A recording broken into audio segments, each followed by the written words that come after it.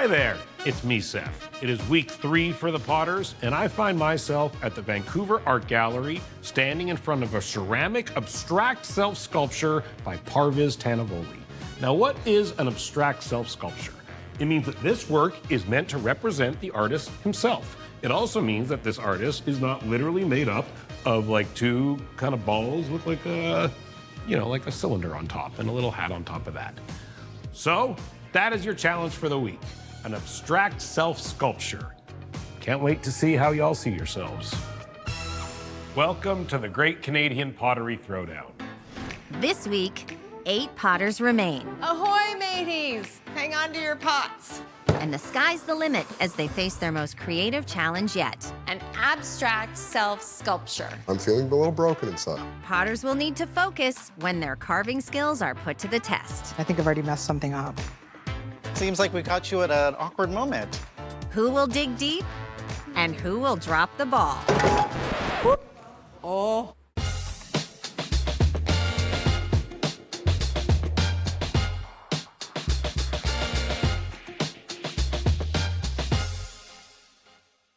It's Abstract Self-Sculpture Week. The potters will have to look inward and creatively show the judges who they are through clay. Coming into a new week after a win means the stakes are a little higher for me. I hold myself to a high standard, something to live up to. Good to be back. Good to be back. This week, me and Keith are wearing pearls. We're calling ourselves Sons of Poseidon, Sons of the Sea. Just feeling cute today, you know? This type of project is not typically what I do, but I'm really looking forward to telling my story in this challenge with this piece. Challenging week last week. So going into this week, I'm gonna be super methodical and I'm gonna embody what the judges have told me.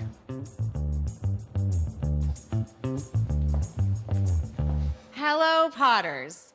You are at the center of the main make challenge that our judges have set for you today. An abstract self-sculpture. Brendan, tell them in a non-abstract way what they need to know. You have complete freedom of expression. So you could do wheel throwing, extruding, slab building, whatever. You will be judged on your creativity, your concept, and the execution of your technical skills. You have 7.5 hours for this challenge, and that time starts now. Potters get potting. I'm throwing a lot of clay. This is 12 pounds today. I'm constantly inspired by nature. And so to me, I was looking at like weathered pieces of rock, how erosion can impact landscapes. I'm feeling very excited about this build, but I'm feeling the pressure, so I'm really gonna try and braid it this week. A lot of my work has to do with introspection and self-reflection, so I'm going with my gut. I'm going with a design that's very near and dear to my heart. It's funny because actually my therapist told me, like, okay, you work with clay, grab clay and work with it. So this is one, like, seriously, just put all the motion into the piece. It helps a lot, a lot. For their abstract self-sculptures, the techniques are up to the potters. They can decide whether to throw their pieces or hand-build. Jen, Andrew, Kiefer, and Elsa will all be throwing their sculptures. I can hear my voice echoing in here. It's nice to throw big, you know? It's fun for me. While some of the other potters are using their favorite tools and techniques. I am just putting some textures into my big slab. I made these bisque texture rollers, so they just add more interest to the surface. It's a technique called pulling, and it's generally used to make handles, but it can be really used for all kinds of things. It's really cool because you can really stretch the clay in a way that normally you would be sculpting for hours, and I like to work quickly, so it's fun to kind of just like get in there. This is a fun tool. I've had this since I was 5, and I first put my little TH on it. Little paddle, you know, for smacking, for paddling things. It's not unusual for me to do self-portraits, but I do them more in the style of illustrations. I have a more literal representation of myself there at the potter's wheel, and I brought with me a little doodle of my husband, Rob. That's actually photorealism. I married a cartoon. abstract self-sculpture. With this challenge, we kind of get to see all the different skills that the potters have. We have some examples of some traditional abstract forms where it's not representational. It doesn't look like anything in particular. This one, while it has a figurative quality to it, it's still so outside of that that it can really lend itself to lots of interpretation. I'm also looking for surprises. Yeah, really seeing the potters push themselves.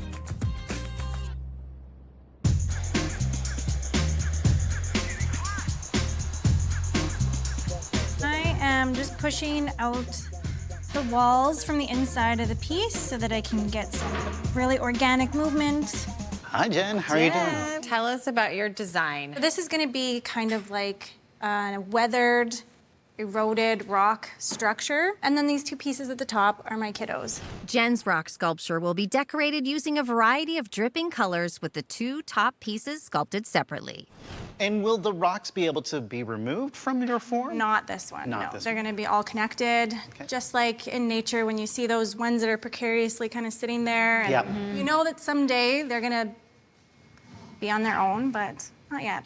Still they're part Made of me cry. It's too early in the day to cry, Jen. Don't. We can't cry. We can't cry.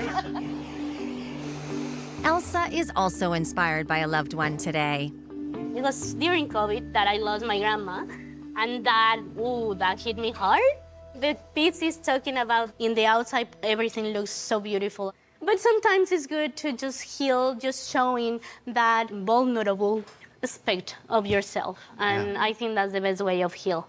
Elsa will be making a carved lantern with an opening in front to reveal a hand squeezing a crying heart. Turn out sick. So that's piece number one. This is an abstract version of my personal growth as well as sort of my role as a teacher. So I love teaching. So with these three pieces, I'm hoping the bottom portions kind of look like old growth. And then there's still some new growth at the top. So you're never too old to learn new tricks. Reinu is creating tree-like figures to represent her passion for knowledge and how she shares and grows with her students. And how are you finding for the time in getting this build? The time seems to be in my favor currently. Currently. But, you know, that'll change as soon as Jen yells out a new time. It's all her fault. Kiefer is also planning on going big and going with the flow. Really what I've found throughout this competition is that I'm trying to be more structured. So I wanted to have these tight pedestals to kind of show there's a time and place to like tighten up, hunker down, and you know, and then I'll then have this right here to like show there's a place to be creative. Give myself that space. Kiefer will be carving a fluid pattern with an exposed heart onto a closed urn.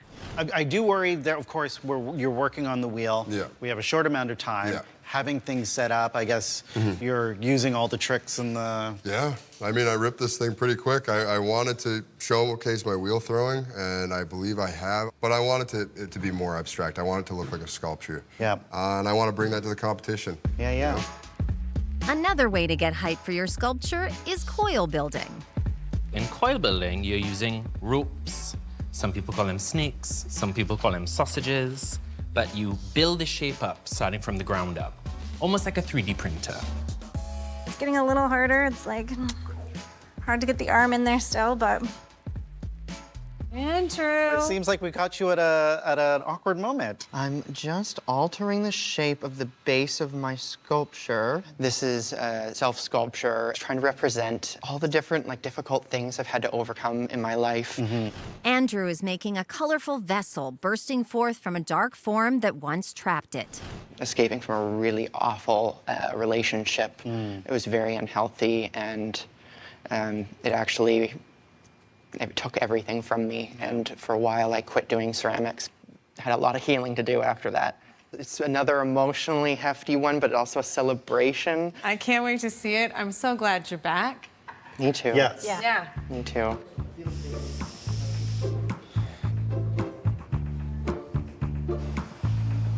What's going on here? Tell us, Michael, tell us. I think like being gay and being marginalized has kind of shaped who I am.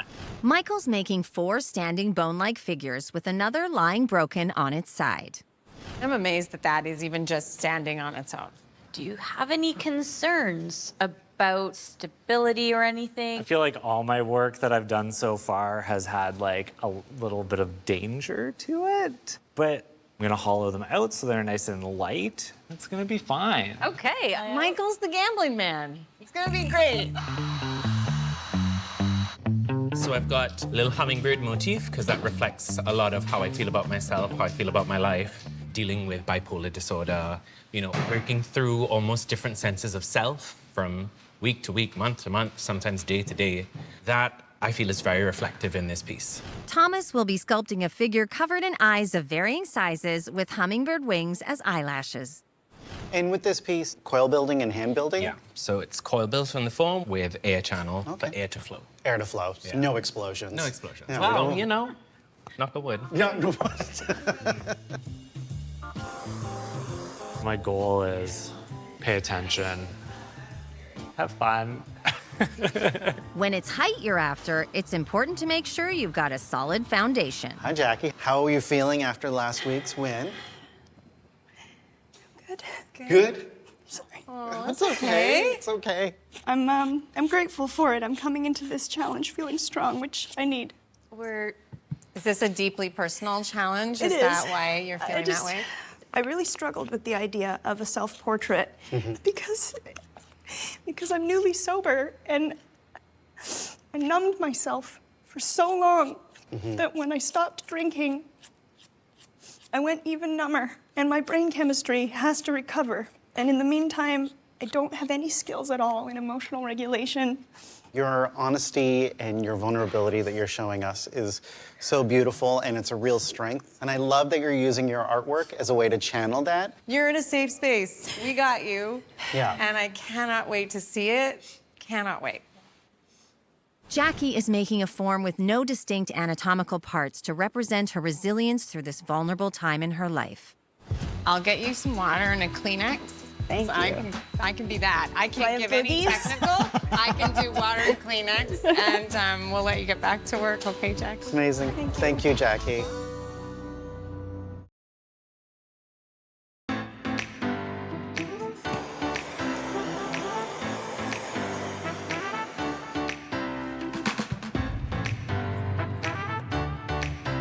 This is the halfway point. You are halfway through your challenge. You are halfway through you. Do you, but fast, because you're halfway through. With such large sculptures, potters must make sure everything dries evenly to avoid any catastrophe in the kiln. You can hollow out your pieces like Michael, I used to work in fine dining, and so serving like a bone marrow, like half open with, you know, condiments, it's really bringing me back to that.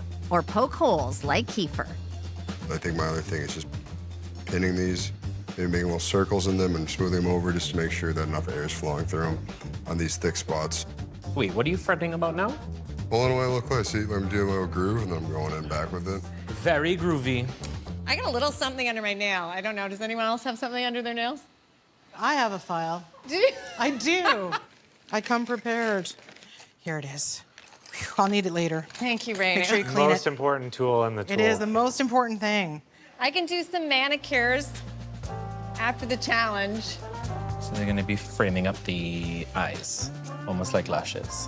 And it's a monster, because it's me, a monster.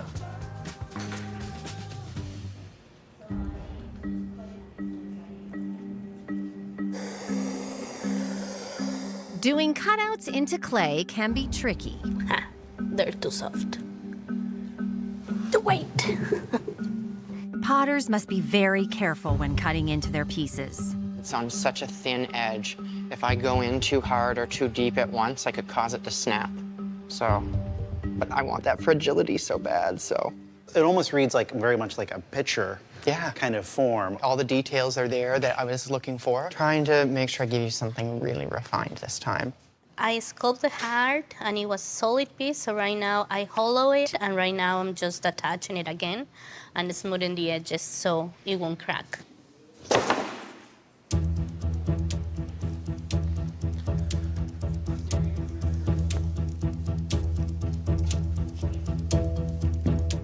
Are they okay?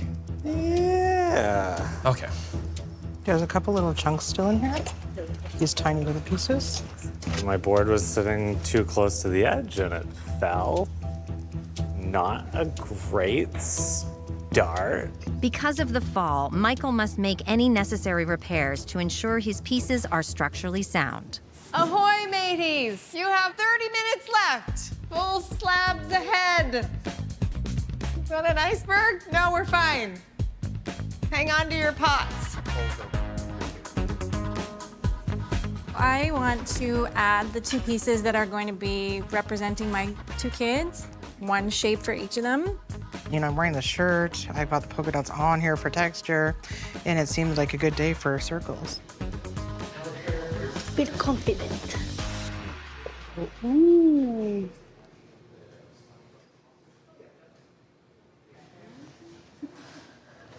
So now there's a lot of blowtorch, but there's also this thing. The heat gun. Now, this is just not as hot as a blowtorch? It's a little gentler, a little more consistent. Should I dry my hair with it, or I'd is be it careful. Okay, okay. Do you want hair? No, I do. The drying room will be open for 7 more minutes, and then it's closed. Jackie's not scared. She's taking her time. Thank you. Thomas Yes. is going to the drying room, Whoa. everyone. There he goes. Feel it in my bones. 2 minutes, Jackie, 2. Not the 1 yet. Whole minutes. Andrew is going to the drying room, everybody. Here she goes. Here she goes. Perfect. Jackie's out. That means everybody has got their stuff in the drying room. Yeah! Before decorating, potters must wait for their self-sculptures to dry, and then they will be fired in the 1,000-degree kiln by our studio technician, Vin.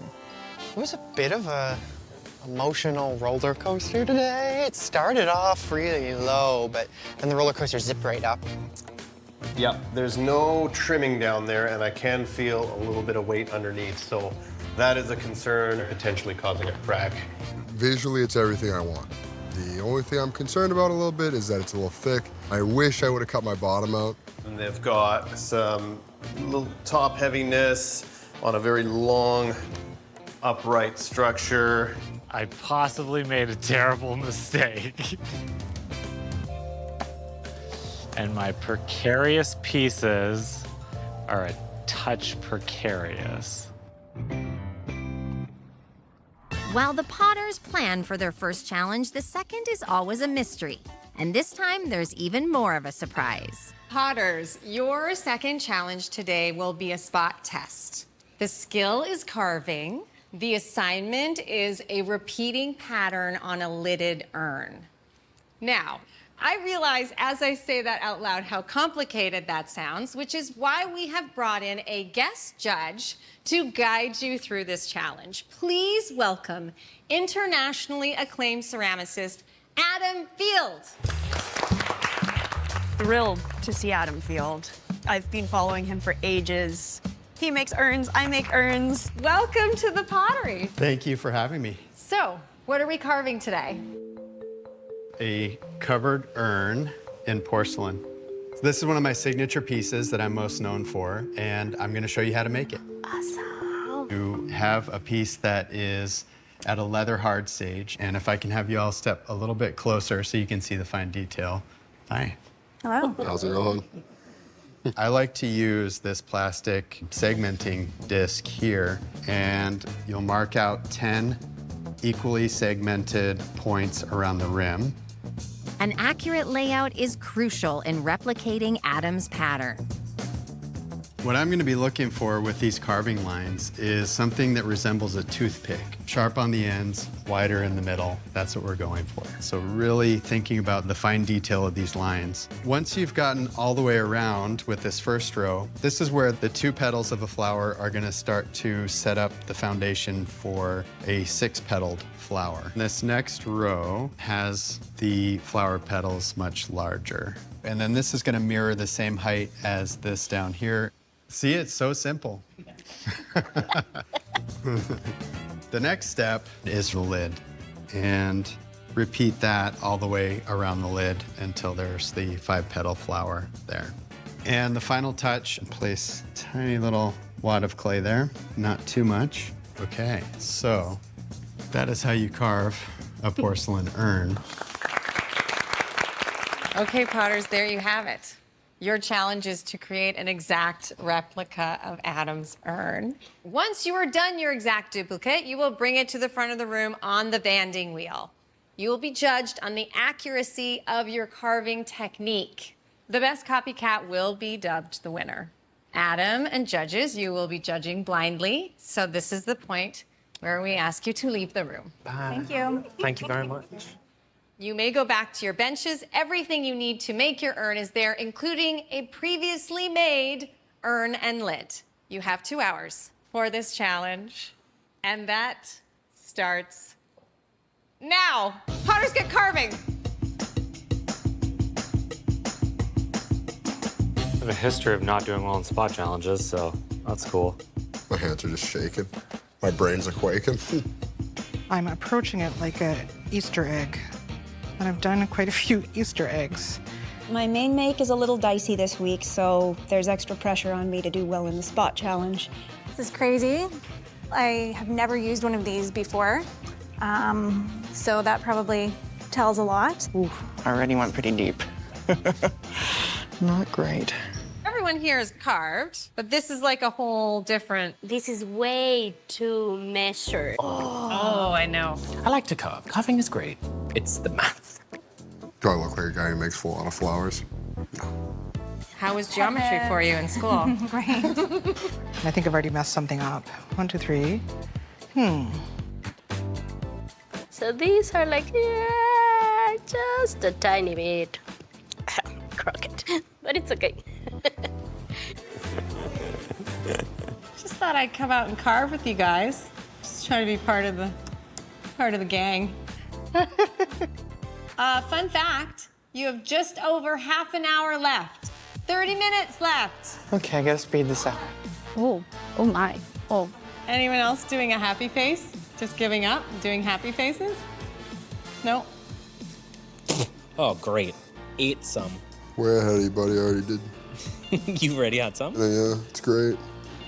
The amount of clay I've eaten, I'm not hungry anymore. So right now I'm just putting the little centers on the flowers. This is a lot more in my wheelhouse. I enjoy this thoroughly. I'm gonna fix my mistakes. It's probably a terrible idea, because it doesn't usually get better when you try to fix something. There are 5 minutes remaining to this challenge. I tried to carve out some more time and they wouldn't let me. We've got Elsa on the table. Rainu's going up. Michael's going. Here he goes. Your name is Thomas. It is? Yep. Thank God. Jen's going. Go, Jen. Jackie's coming. Go, Jackie. Andrew. Yeah. About 2 minutes left, my friend. Running out of time. Andrew and Kiefer gotta get those urns on the table. It's gonna be a photo finish. You can balls this. 80 seconds to ball your urns. Put a lid on it and get it to the table. If it's not on the table, it doesn't count. 30 seconds. You must go. What time is it? Go, my brother. Come on. Take it on. Go, Andrew. No, you have to take it on It's gotta be this. on the thing. Hold on to that. Thank you. Go. Oh, no. And you did it! Whee! Well done, everybody.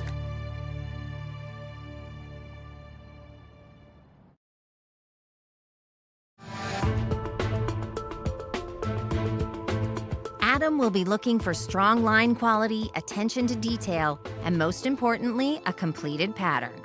Mr. Adam Field, may we get the rankings, please? In 8th place, this piece here. Who made this piece? That's me. Okay. I just saw very clearly that it was not a complete pattern that we laid out. In 7th place, who made this jar?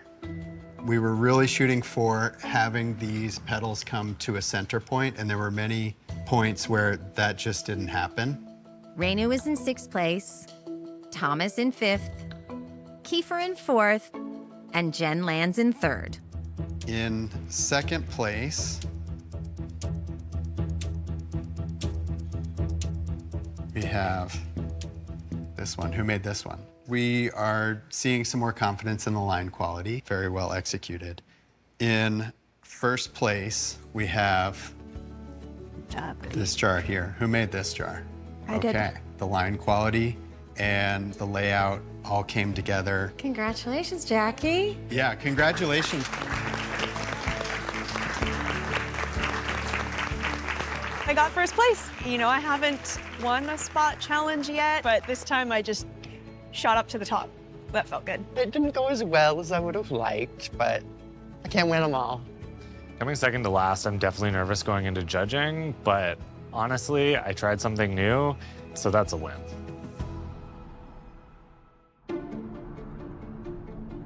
After being bisque fired in the kiln, the potter's abstract self-sculptures are ready for decorating. Good morning. Before the potters begin, they must grab their pieces from studio technician Vin. My primary concern with the bisque firing is, of course, the safety of the piece. Has it split along any of the coil lines?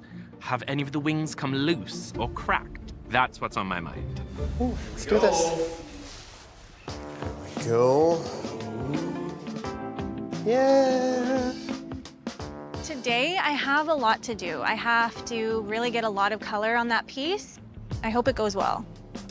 I've emotionally prepared myself for whatever it is that may come out of that kiln. Many turned out great, but others were not so lucky. The next 3 potters here has been a little bit of an unfortunate happening in the kiln. So come on over here so you can take a look for yourselves. And Oh, wow. Okay. Okay. Well, Unfortunately, Kiefer and Jackie's pieces have exploded in the kiln and hit Thomas's. so just give me a moment here, Thomas. I'll put a few pieces on here, okay? Got caught in the crossfire.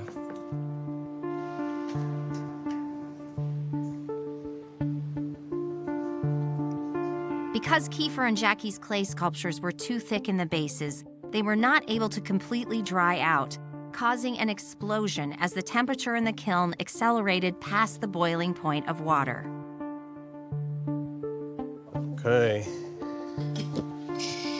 There's nothing we can do. No. I don't know what I'm gonna do after this. Just hang out, right? No.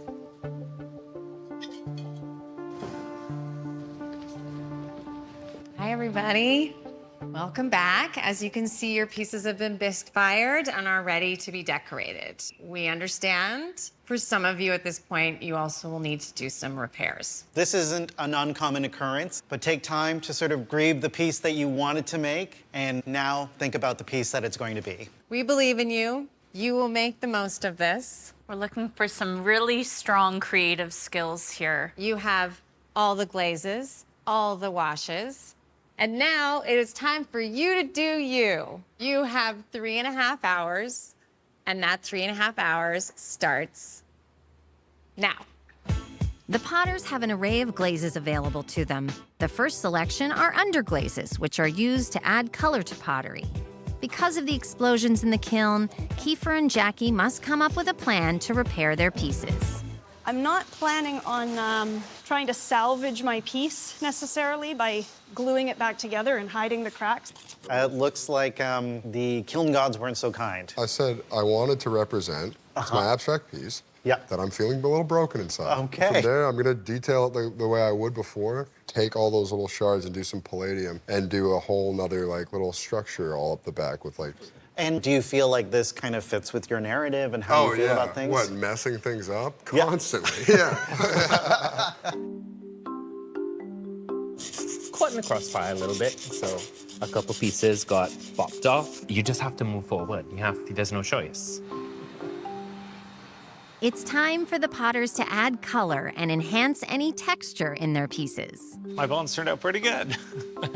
I inlaid dark color on the deep parts, and now I'm sponging lighter color over top. I'm gonna decorate with a lot of movement, and I like the energy that the sideways movement has as opposed to coming down. Like an in-motion energy is what I'm going for today. So these stencils, they have adhesive on the other side, so I'm going to take them off. I'm going to stick them into these panels here, and while they're on the piece, I'm going to apply underglazes over top so that where I remove the stencil will just be the bare clay poking out. Oh. While rocking her piece to apply underglazes, the top snapped off. Here, Mom, you can handle it. Jen will have to figure out how to repair her piece and get those rocks representing her kids back on top.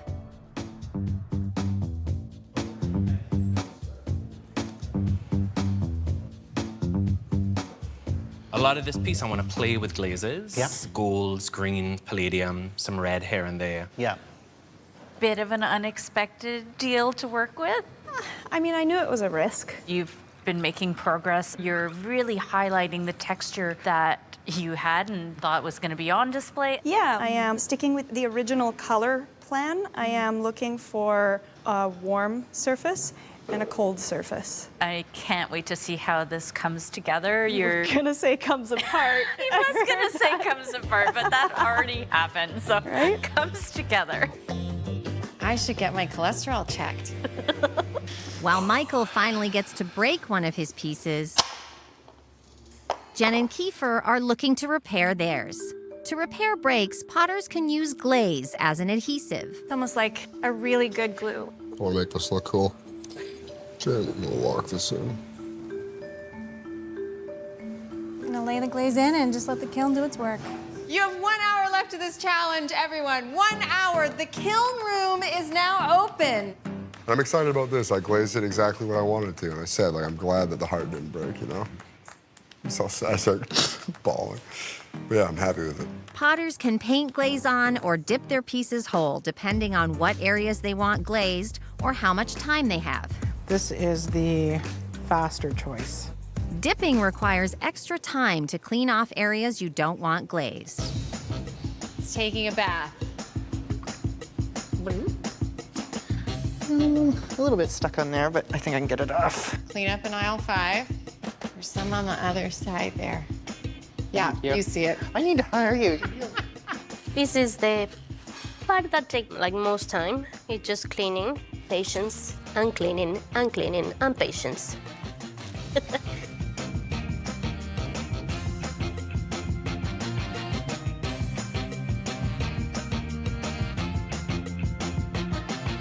Boy, blossom, yellow, beyonder, bloom.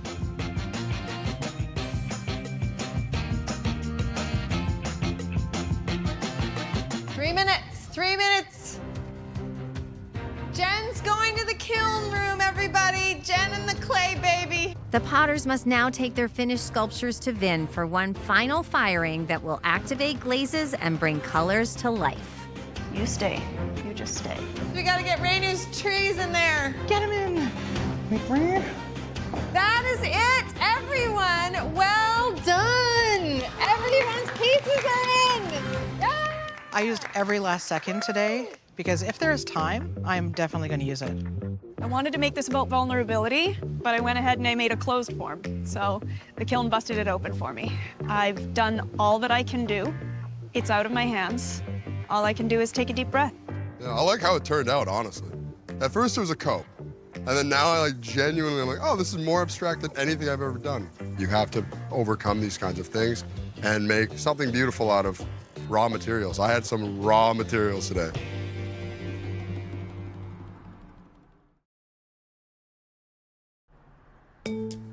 It's Judgment Day. The self-sculptures have had their final 24-hour firing. The potters won't see their finished work until it's revealed to the judges.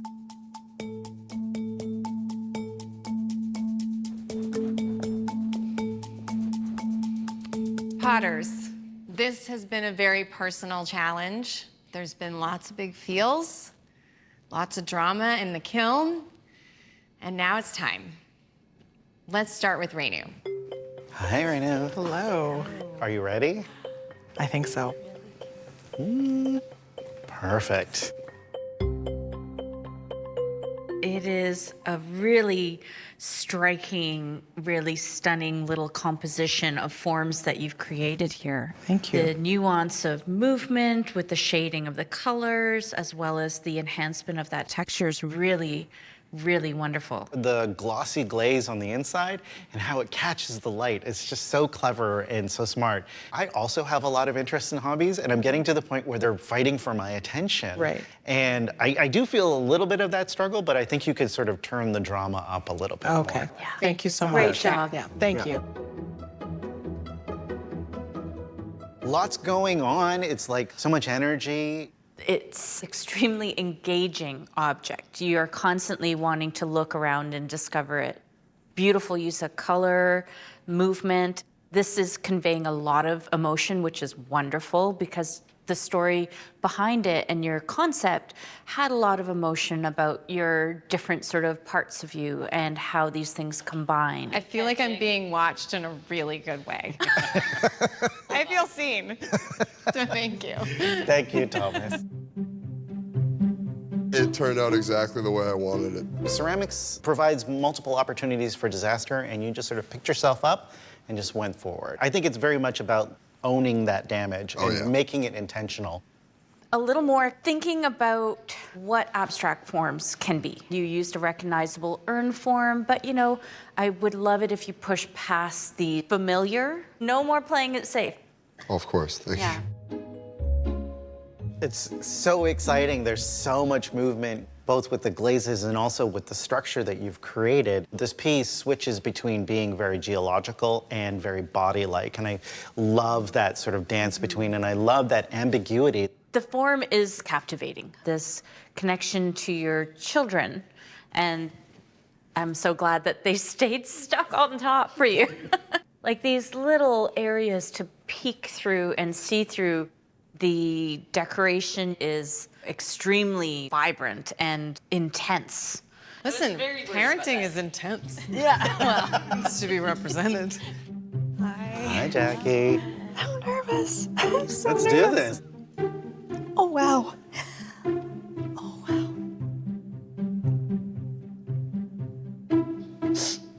Wow. She's standing. As are you. This is like, you were dealt a bit of a blow, and this is such a beautiful example of one of the ways to move forward. You acknowledge that cracking and also how it dovetails in a really interesting way with your idea about these feelings around addiction, the weightiness of them. Jackie, your piece just makes me feel a lot of things, and that's just what art's all about, so. Thank you.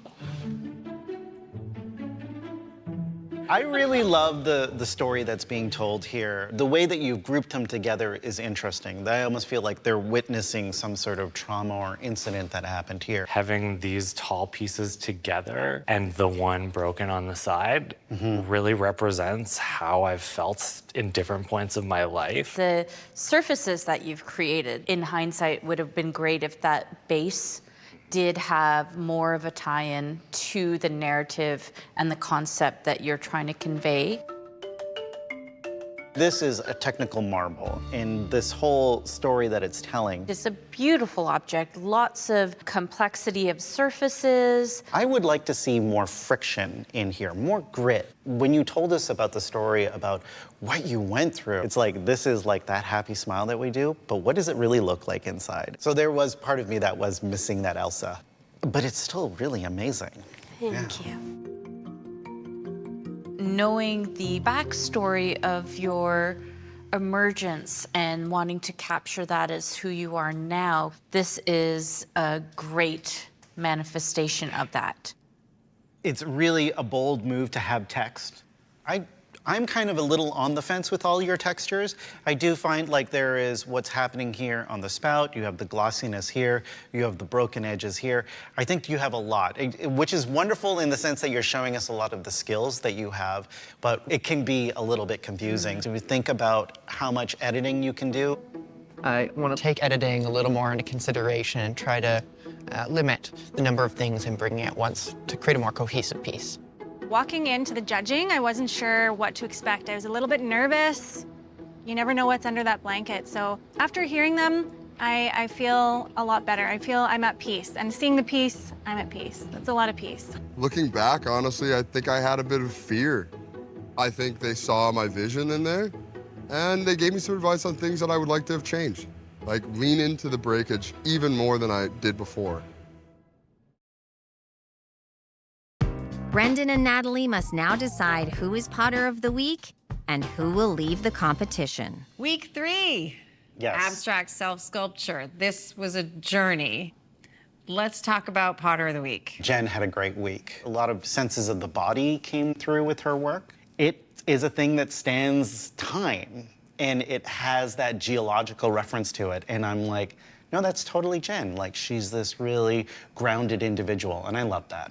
Who else had a great week? Jackie, she delivered. She really told a bit of her story through that form in a really eloquent way visually. And she dealt with the near catastrophe of the base of her piece falling apart and managed to work with it and tie it in and almost enhance her work. Who had a harder time this week? Andrew has a lot that he wants to say, but it also felt like he was putting everything in the kitchen sink in that one piece. And in the second challenge, Andrew found himself in 8th place. One person who struggled was Kiefer. His piece in the kiln had quite a problem. The form he picked was a recognizable urn form that I think was just maybe something that felt safe to him. Have you made your decision? We have. Yeah. Okay.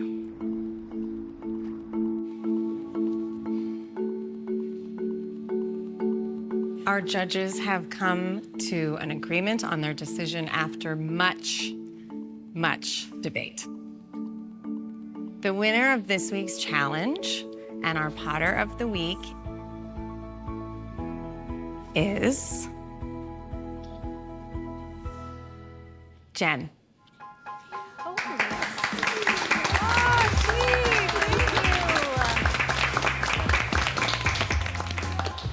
Congratulations, Jen. Your piece will go into the throwdown gallery where it will be displayed until the end of time.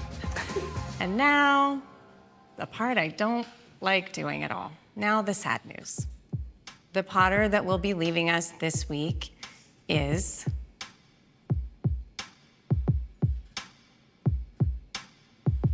Andrew.